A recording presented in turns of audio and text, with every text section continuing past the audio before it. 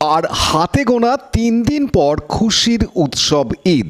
তার আগে সাজো সাজো রব বিভিন্ন এলাকা সেজে উঠেছে আলোকমালায়।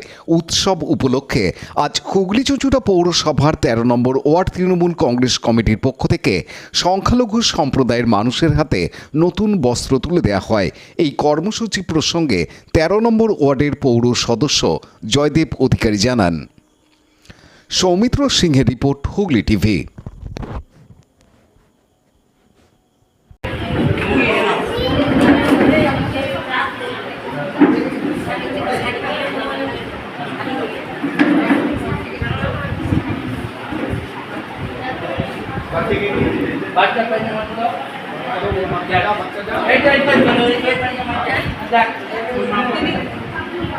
পৌরসভার 13 নম্বর ওয়ার্ডে পবিত্র রমজান মাস এবং ঈদ উপলক্ষে আমরা আমাদের এই ওয়ার্ডে প্রায় 32 জন মুসলিম সম্প্রদায়ের মানুষের হাতে, শিশু থেকে শুরু করে বয়স্ক সকলের হাতে আমরা বস্ত্র তুলে দিলাম।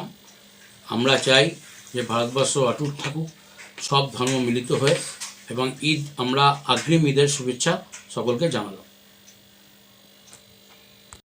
লাইক, শেয়ার, সাবস্ক্রাইব করুন হুগলি টিভি। খবর এখন বুক পকেট।